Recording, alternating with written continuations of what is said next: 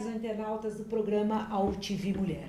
Hoje o programa AltV Mulher está assim em festas, porque recebe uma personalidade, duas personalidades extremamente queridas no nosso país. Está aqui comigo a filha do físico Mário Schember, a Ana Clara Schember. Que bom tê-la aqui no programa AltV Mulher, interagindo com os nossos internautas. Para mim também, muito prazer estar aqui. Prazer é nosso. Muito obrigada. E também um artista plástico que você, internauta, já conhece, que vai fazer parte da rede AltV. Já vou convidá-la assim de cara, nem começando o programa, e já pedindo a sua presença outras vezes aqui no programa, o Roberto Aguilar. Que bom tê-lo aqui no programa, hein? Oba! Eu me sinto em casa. Quando eu entrei com você aqui, eu me senti em casa. Eu acho que você vai ter que me aturar muitas vezes. Olha, para a rede AltV, isso é uma promessa. É uma promessa, é uma dívida, e os nossos internautas com certeza vão ficar muito honrados em tê-lo aqui, interagindo conosco, trazendo esse conhecimento vasto, toda essa área da cultura que você é tão referenciado aqui no nosso país. E é incrível porque é uma troca de bola, né? Isso que é uma coisa, não é a pessoa dizer a sua verdade máxima, não. É compartilhar as pequenas coisas que fazem da memória uma coisa fenomenal. Olha, os nossos internautas estão dizendo o seguinte, que nem certos países importantes, entre aspas, não vou citar aqui, não tiveram o privilégio de ter uma mente tão poderosa, tão importante, tão à frente do seu tempo, como o físico Mário Schember. Esse gênio aí é perfeito, perfeito.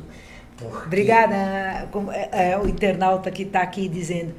Porque para o Brasil é uma das maiores referências, né? Eu acho que assim... E para o planeta, né?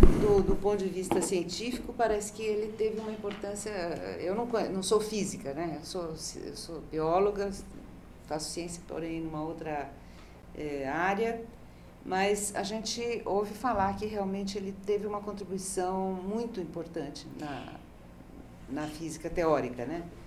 Então, ele teve também uma coisa, assim, circunstancial, porque ele teve a sorte de trabalhar com grandes físicos, quando ele era ainda muito moço, né? Você considera isso sorte? Eu considero, porque eu acho que ele foi atrás, entendeu? Saiu do Brasil e foi tentar aprender com esses grandes nomes, né? Eram vários prêmios Nobel, Fermi, Pauli, depois Chandrasekhar, né?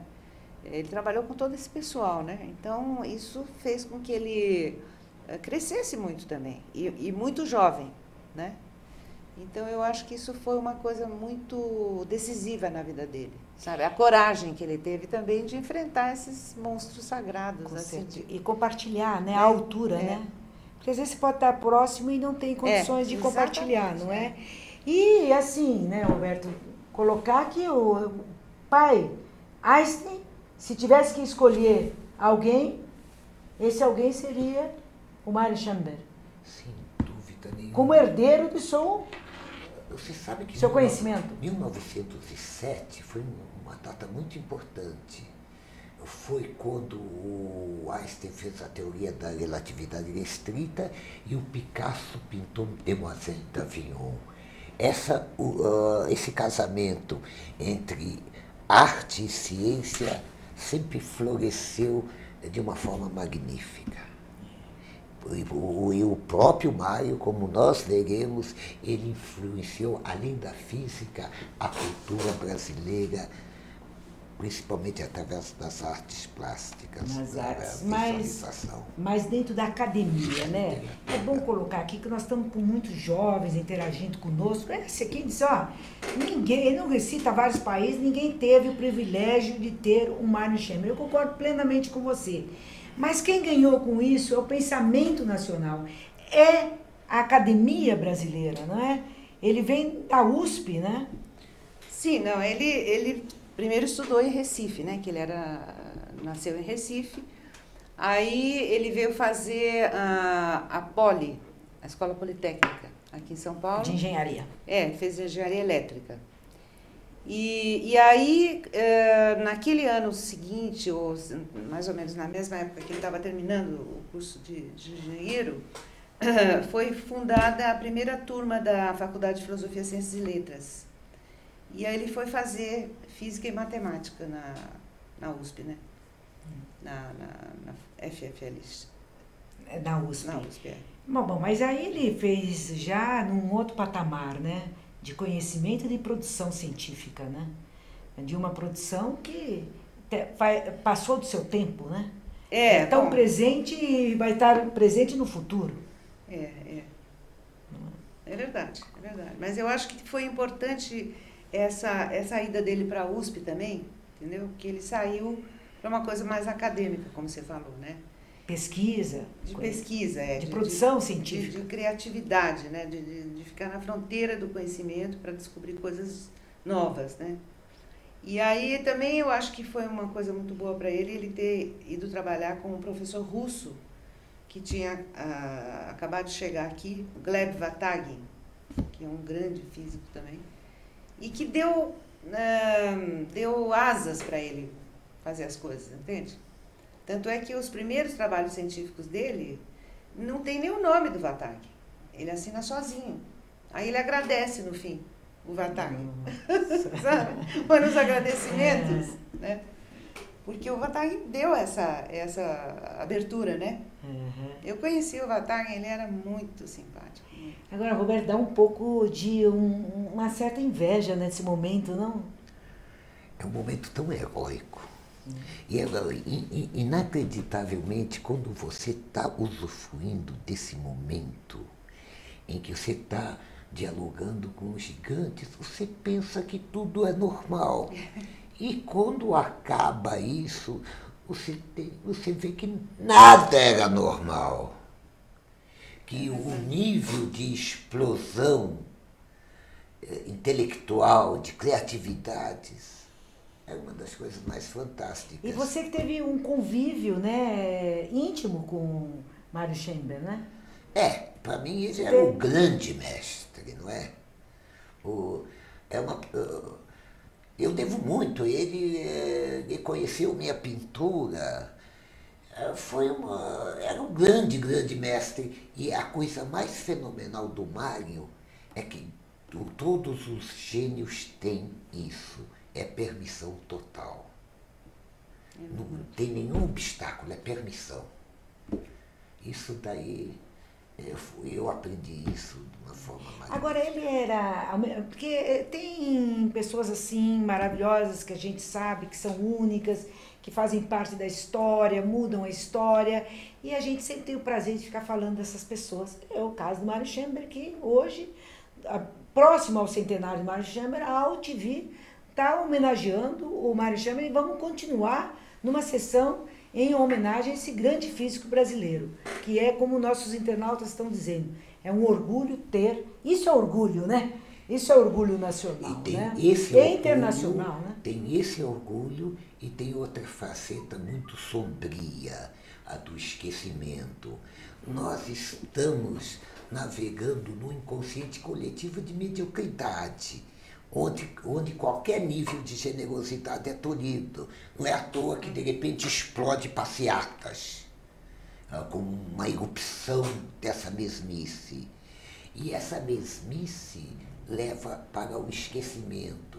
Então, reviver o Mário Schember é uma das coisas mais importantes nesse momento, porque é uma história do Brasil que tem que ser, não reescrita, mas mostrada.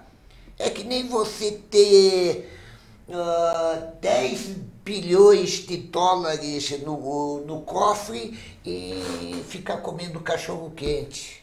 É inacreditável. A gente tem que vivenciar a riqueza. E se a gente esquecer da riqueza, mais pobre nós ficamos. Olha, eu apoio, eu concordo plenamente com você. Eu acho que nós temos que divulgar muito isso, porque é triste quando você pega várias pessoas e pergunta quais são as grandes referências do seu país e você não fala de Mário Schember. Nossa, mas é a cara da pobreza. É não conhecer a nossa história, o nosso passado, as pessoas que fizeram história para valer nesse país, né? As duras penas. Não pode se esquecer que Mário Chamber foi preso. Mais de uma vez. Mais de uma vez, um dos maiores intelectuais desse país, ele foi preso no regime militar e na ditadura de Vargas, não é? Então, olha, e mesmo assim nunca desistiu. Sempre teve na sua plena produção, como você colocou aqui, não é? Então, eu acho que deve não só a UTV, como todos os meios de comunicação, divulgarem esse centenário, mas para valer, chegar na ponta, ali, em você, internauta, para que você possa falar sobre Mário Chamber, né? Possa falar desse físico, e não só físico, né? Não, ele era assim, multifacetado, né, Aguilar? Pluridisciplinar.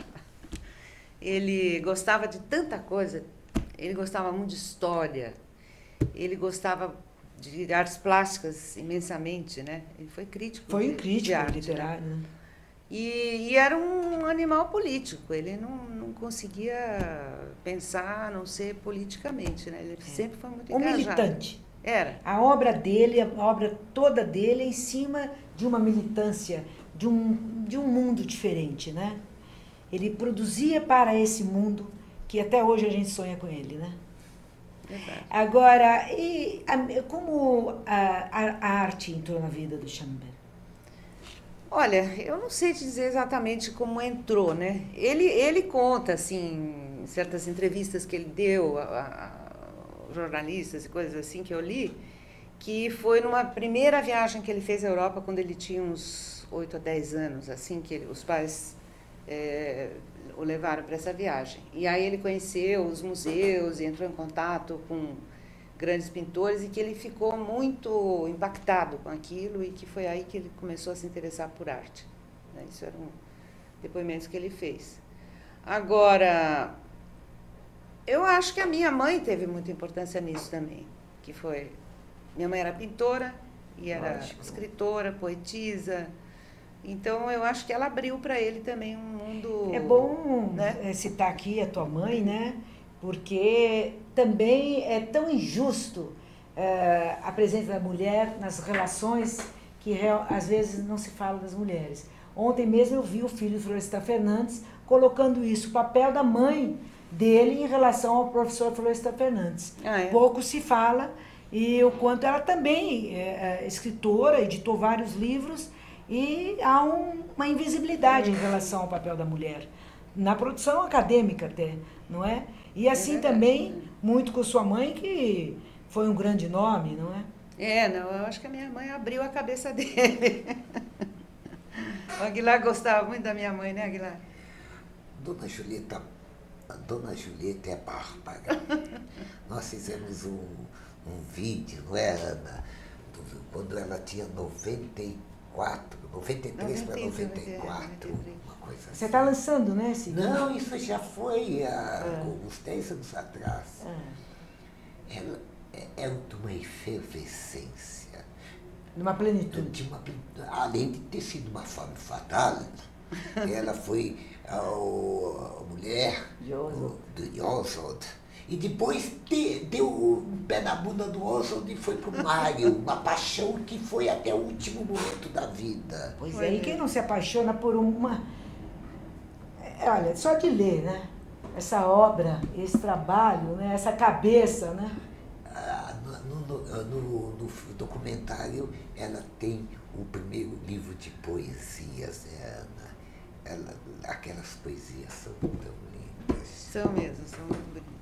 Um dia a gente põe um documentário aqui. Ótimo, Isso, vamos passar esse documentário. É um sucesso, onde passa é um sucesso. Agora o nosso internauta te pergunta, Ana Clara, o Chamber vive o mesmo problema que outros intelectuais desse país, mais conhecidos fora do país do que aqui no Brasil? Eu não saberia dizer É Jorge isso. do Rio Grande do Norte que te pergunta isso. Eu sei que ele é bem conhecido fora do Brasil, assim, nos meios acadêmicos, né, pelas publicações, teve mais de 100 publicações na área de física teórica, algumas muito importantes, né? Então, isso mantém a pessoa viva, né? Porque ela é sempre citada por outros pesquisadores que vão nessa mesma seara, então ficam rememorando a pessoa, né? E aqui no Brasil, não sei, eu acho que em alguns setores ele é muito prestigiado, tem sido. Por exemplo, a Dilma deu para ele a Ordem do Mérito Cultural em novembro do ano passado, uma homenagem póstuma, né, que foi prestada a ele e que, por que nunca tinham dado antes, né? É uma coisa de se perguntar, né? Então precisou passar 20 anos da morte dele para ele ganhar essa Gran Cruz, né? Mas deram. Então, a gente não pode se queixar, né? Não, nós temos que divulgar, nós temos que divulgar. Porém, eu acho que esta página ainda no Brasil não foi passada limpa. Não é? Você tem o Mário Chamberlain, outros também, Jorge Amados, outros que foram presos, né, tanto na ditadura de Getúlio quanto em 64. Eu acho que hoje, com a Comissão da Verdade, eu acho que isso... A população vai começar a se interagir mais, acompanhar mais e conhecer, porque ninguém pode viver o futuro sem conhecer o passado. Exatamente, eu acho importantíssimo essas comissões da verdade que estão agora... Essa comissão é muito importante. É muito importante. Agora, o nosso internauta diz que o professor Paulo Freire é mais conhecido fora do Brasil do que dentro do Brasil. O grande educador do planeta, não é? Sem dúvida. É que eu digo, o Mário é um manancial tão grande. Dentro do ponto de vista até artístico, ele influenciou tanta gente, que não era só pintores, não. Me lembro do Jorge Maltner, do José Agripino de Paula, de pintores, o Jô Soares, dramaturgos. Era na rua São Vicente de Paula, onde a Julieta e o Mário moravam, tinha era uma fábrica energética, uma usina de criatividade. Eu me lembro um dia em que estava o Maltner e talvez o Ali Salomão, e tinha o Eco estava falando na sala principal. Humberto Eco. Daí o Alice falou, não, vem aqui, vamos ouvir o Jorge Maltner lá no quarto, que daqui a gente ouve o eco. Então, tinha tantas brincadeiras, tanta força, e determinava um nível de cultura absurdo. Então, e isso é esquecido, é um absurdo, porque há coisas muito gostosas, não de serem lembradas, mas na medida que se lembra, você age através do presente. Porque não é questão de temporalidade, é questão de atemporalidade. E isso daí, eu acho que a gente tem que fazer esse papel. Agora, o nosso internauta te pergunta aqui, por que isso não está presente nos dias de hoje? O que você acha que levou a isso? Alice Salomão, gente, que trabalho que a Alice Salomão fez nas comunidades que historicamente eram excluídas, desrespeitadas, violentadas. Ele resgata a autoestima, não é? Através da arte, através da cultura. E pouco se fala disso. Tem uma determinada... O que é que acontece? É que o mundo deu um retorno muito grande.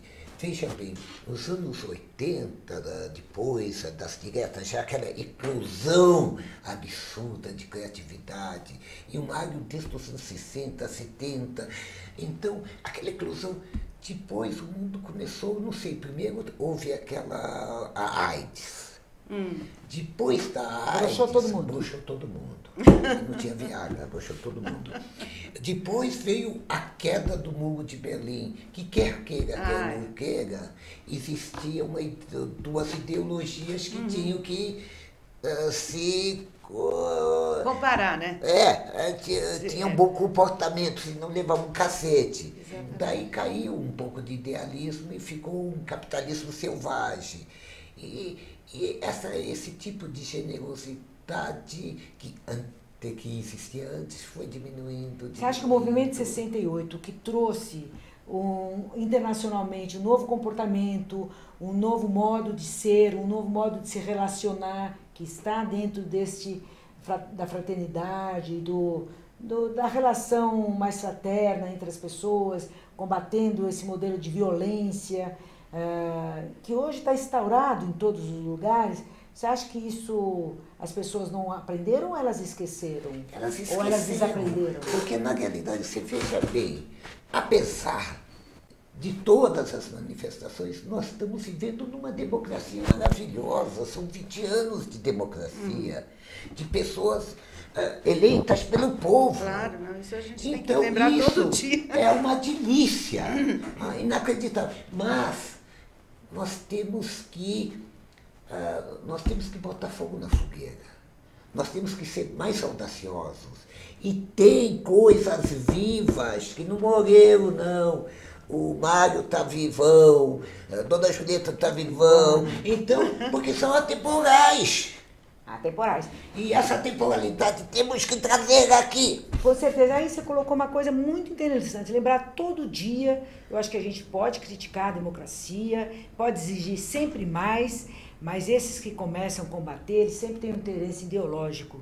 Porque pior que seja a democracia, é melhor, mas infinitamente melhor do que qualquer regime ditatorial, não é? Eu acho que essa juventude não viveu, né? Então não sabe o quanto é horrível, né? Quanto é horrível. Que a gente passou. Né? O quanto não se produz nada nesse período, né? Nossa. Há um hiato entre esse período, né? Se produz. Aí é inacreditável. Apesar da panela de tudo, pressão, né? Se produziu muito na ditadura. Na arte, sim, lógico. E tudo.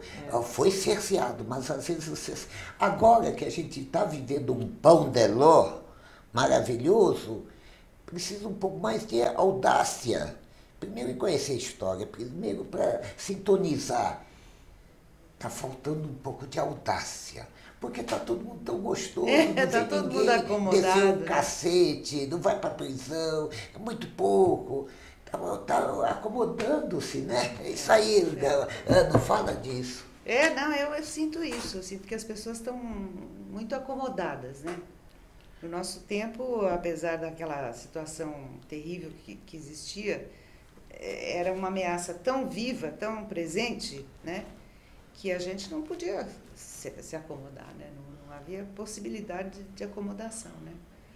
Mas então, será que também não tem essa questão da onda, não é? O que está colocado, as pessoas vão muito em cima disso? Então, as referências hoje não são outras? Olha, eu acho que essas manifestações que ocorreram aí em junho, né, me surpreenderam muito e eu achei uma coisa muito interessante, porque lembrava muito maio de 68. Eu estava em Paris em maio de 68. Uhum. E era muito, muito parecido o tipo de manifestação e as palavras de ordem e essa coisa assim, apolítica, né? Era muito, muito, as duas coisas tinham muita semelhança, né? Agora, lá a coisa foi levada mais seriamente, digamos, né? Porque aqui o pessoal fez aquela coisa e tal, não sei o que, começaram esses ataques de vândalos e pronto, e aí então não aconteceu mais nada. Não é verdade? Não, as pessoas foram para a rua, elas colocaram sua insatisfação, as suas insatisfações em relação à saúde, em relação à FIFA, e parou. Então, isso que eu estou dizendo. Não, mas mudou. Está tentando mudar. Não, o próprio político mudou. Não, né? Agora. Teve uma fúria legislativa. Porque sabe qual é o grande mas problema? essa fúria é perigosa. Por exemplo, começou a se discutir a bolsa estupro, por exemplo, a redução da maioridade penal. Então, isso tem que ver um pouco. Será que eles escutaram o que realmente as ruas estavam porque tem pedindo? voto aí, tem voto. isso é perigoso. A grande insatisfação, porque sabe onde está a insatisfação muito? Está no mercado, tudo é mercado. A pessoa é objetivada e coisificada. Então, até as classes C, D, já tem um estereótipo do funk, o estereótipo... A estética. A estética, a classe média, o estereótipo do consumo, do carro. E cada vez, o que está na moda se compra, se adquire. Então, isso é muito reducionista. E isso é muito fácil, por exemplo, tudo na vida tem seu lado claro e seu lado escuro. A internet tem seu lado claro, absurdo, e tem seu lado escuro de pacificar, de tornar as pessoas mais passivas. Então, ao mesmo tempo, toda essa combinação só é possível salto através de uma criatividade que foi feita nas manifestações e que agora tem que continuar sob outras formas. Lógico, e ocupar esse espaço, senão vem uma meia dúzia aí de anarquistas, que eu nem sei se são anarquistas, mas eles se intitulam como, e ocupam o espaço da grande maioria. É claro. Né? E a grande maioria quer o fortalecimento das políticas públicas e, evidentemente, a consolidação plena da democracia do nosso país. Como você colocou, custou muito caro para muitos e muitas nesse país.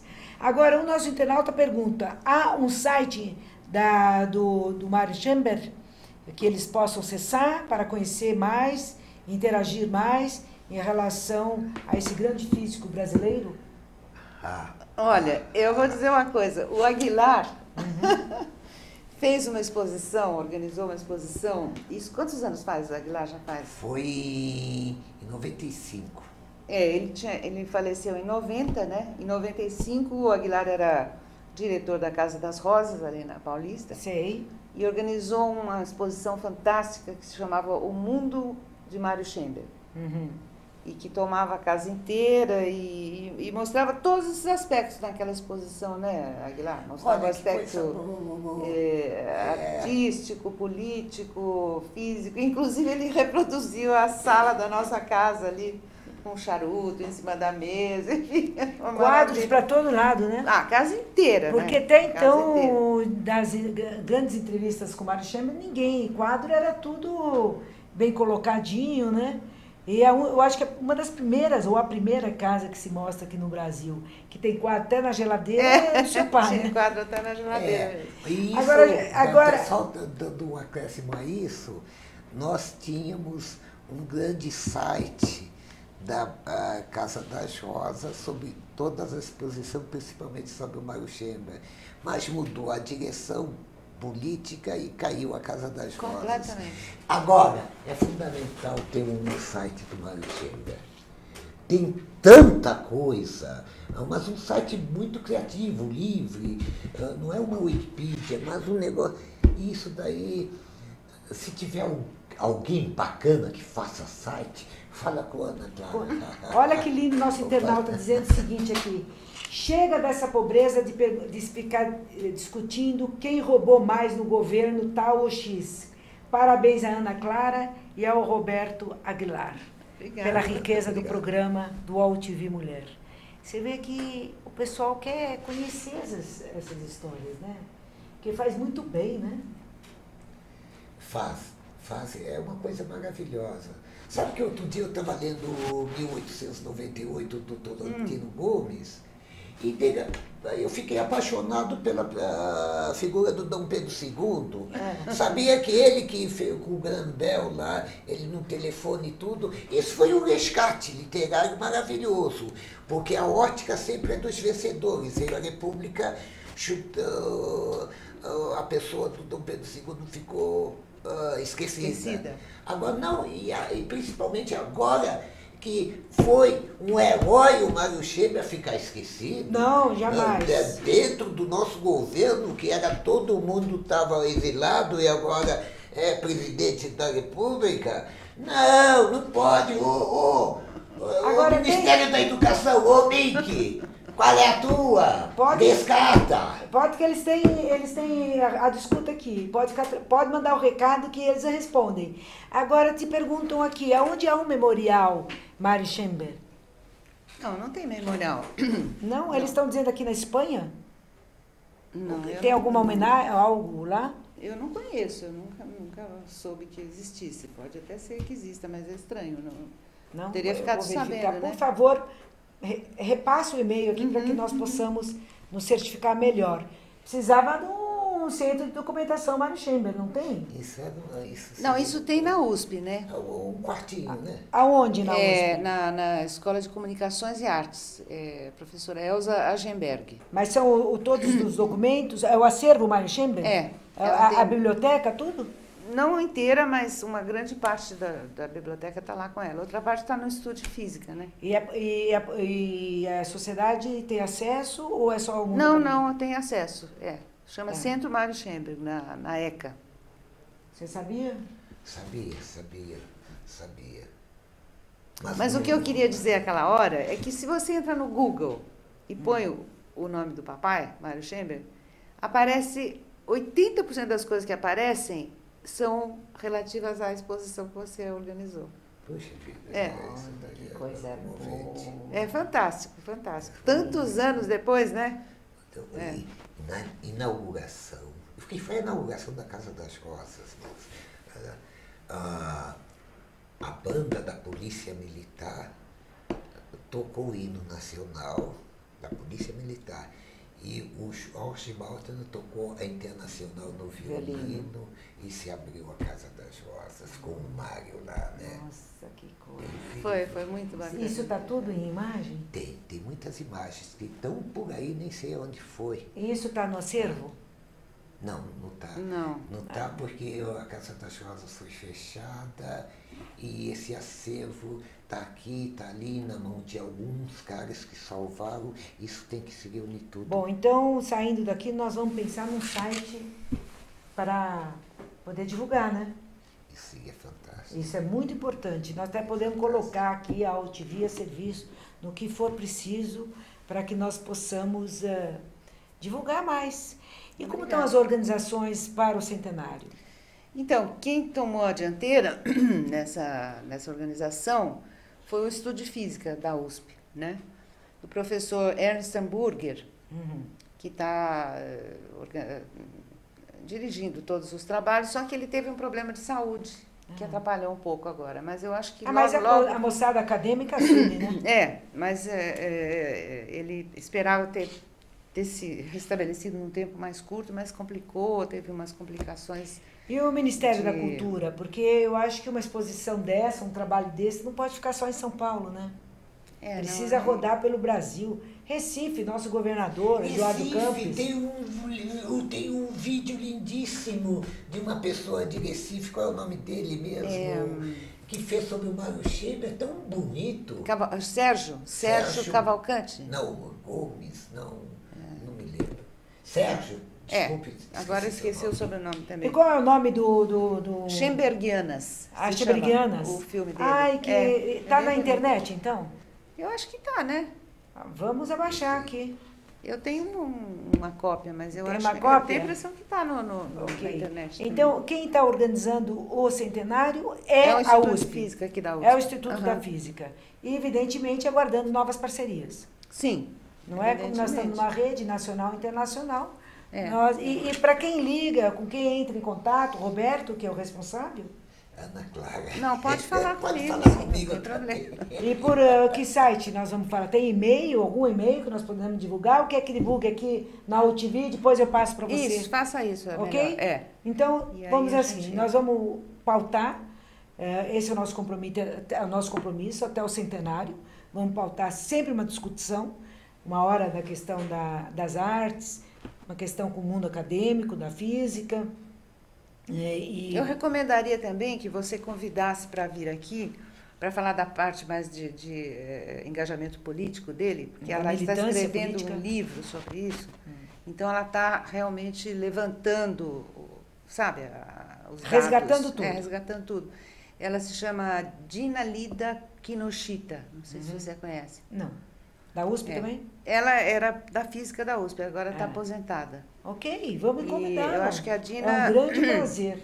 Seria assim, uma pessoa ideal para falar sobre as atividades políticas. Nós vamos convidá-la assim. Eu quero aqui agradecer a honra de ter me encontrado com você aqui no programa, com os nossos internautas, que estão aqui quase todos cumprimentando o seu trabalho, a tua história, a sua importância, Roberto.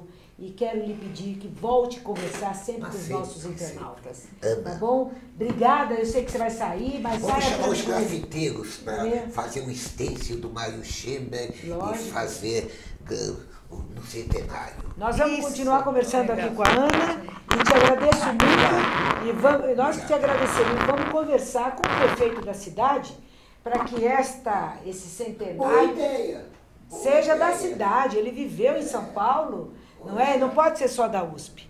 Pode ser da cidade e do Brasil, né? Depois, obrigada.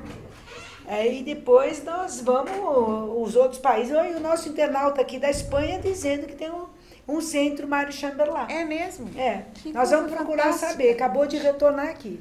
Tá? Que maravilha. Nós vamos aonde? procurar, que cidade? Me passe a cidade direitinho, por favor, porque vou passar em seguida todos os e-mails. Depois, se você quiser, você responde, ou a nós aqui mesmo respondemos. Gostaria, sim. Que bom. Que coisa incrível. Em Paris ele viveu muito, né? Não, ele viveu bastante tempo na Bélgica, que foi quando ele foi preso a primeira vez aqui, no governo de Adhemar de Barros. Então, ele foi convidado para trabalhar na Universidade de Bruxelas, e ele resolveu ir. Aliás, todo mundo saiu naquela época, o Jorge Amado, todo esse pessoal que estava preso junto, saiu ao mesmo tempo, praticamente, né? E muitos foram para Paris, mas a gente foi para a Bélgica. A gente ficou 5 anos lá na Bélgica. Vocês se viram mais na Bélgica, né? E você era bem nova, Eu tinha 5 anos, mais ou menos, quando a gente foi para lá. 5 anos. Eu voltei com 10. Presenciou todo esse momento. Foi interessante, porque eu fui alfabetizada em francês, né? Isso me ajudou muito ao longo da vida, foi uma coisa ótima que eu ganhei, né? Mas essas pessoas como seu pai, Mário Schember, não podia viver sem o Brasil, né? Não podia. O exílio fez muito mal para eles, exatamente. Né? Ele Porque tinha uma necessidade o oxigênio de era o país, né? É verdade. Ele não cortar esse vínculo não só violento, muito doloroso, e praticamente perdeu o oxigênio, né? Tanto que da segunda vez, em 64, a minha mãe queria que ele fugisse, né? Porque ela sabia que eles iam prendê-lo. De novo. E ele falou, não, dessa vez eu não vou sair daqui. Tão duro o exílio. Então ficou, vivia escondido, em casa de amigo, virando de um lado para o outro. A Dulce, né? Que nossa, um estar beijo com a para ela, gente está te acompanhando, mandou 1000 abraços para você. Bom, é outra também apaixonada por Mário Schember, né? Ela que ficava pageando ele nesses tempos difíceis aí. Ela tinha um carrinho inglês, que eu me lembro. Dulce, eu quero dizer para vocês, a Dulce é maravilhosa, ela vem aqui para o programa, estaria hoje conosco também, porque ela queria participar dessa homenagem ao Mário Dulce Maia, dessa homenagem ao Mário Schember, maravilhosa por si só, mas tão maravilhosa também, porque irmã de uma pessoa que a gente ama tanto, que foi o querido Carlito Maia, né? Então, essas pessoas, nós estamos falando aqui de pessoas muito caras ao Brasil, pessoas que fizeram um papel muito importante ao Brasil, que deixaram sua história e que até hoje a gente sente a honra de estar falando em nome dessas pessoas e colocando para você, internauta, conheça cada vez mais essas pessoas que fizeram história no nosso país, não é? E a Dulce vivia muito com ele? A Dulce ficava cuidando dele nessa época que ele estava na clandestinidade, porque ela tinha um carrinho. Naquele tempo, poucas pessoas tinham carro. E mulheres, mulher, né? Então, era raríssimo, né? E ela tinha como é que chamava aquele carrinho? Era um carrinho inglês, Morris. Philip Morris é um cigarro. Não sei qual é. É um pequenininho, assim, quadradinho. Mas muito grande para entrar umas pessoas tão importantes como essa. Né? E ela ficava zanzando com ele para cima e para baixo, porque tinha que mudar de endereço muitas vezes para despistar, né? A polícia. E a Dulce lá. E a Dulce, magrinha, pequenininha e nossa, firme. Ela né? era uma mão na Agora, roda. o nosso internauta te pergunta aqui, eu quero participar, quero colaborar na organização desse centenário. O que fazer? Então, precisa entrar em contato com a Valquíria no Instituto de Física, só que eu não sei, eu acho que eu não estou... Na USP. É na USP. A gente coloca aqui, na próxima semana eu trago tudo, você pode me dar? Isso. E eu trago, tá? E o centenário... O centenário vai ser o ano que vem. 2 de julho? 2 de julho, e eu não sei exatamente... se as homenagens, essas coisas vão ser só aqui, talvez tenha também em Recife. Recife. E qual é o tipo de programação já pensada? Tem ainda ou ainda está se amadurecendo? Ainda está se amadurecendo, mas, por exemplo, já essa tá exposição pronto. do Roberto vai estar? Não, isso não tinha sido programado, mas hoje surgiu essa ideia aqui, eu acho muito bom. Maravilhosa, né? Um resgate, né? Fotográfico. Isso seria muito bom. Documental, mesmo, né? Agora, por exemplo, tem um livro sobre as obras completas dele, que já saiu o primeiro volume, e agora o segundo volume vai ser lançado para comemorar o centenário, né? É um livro muito, muito completo. Todas as obras completas dele foram reunidas nesses 2 volumes, né? Isso é uma das coisas que estão sendo feitas. Agora, na última reunião da SBPC, que foi em Recife, no meio do ano, também foi feita uma mesa redonda com participação de várias personalidades de Recife, também já preparando para essas festividades aí do ano que vem, né? Do ano que vem. Então já tem uma tem relação coisa, Recife e São Paulo. Sim, já existe. E outros mundos acadêmicos, com certeza outras universidades também vão estar junto, a Poli principalmente, né? Não sei se a Poli está envolvida, acho que não. Não. Bom, está lançado aqui o convite, não é?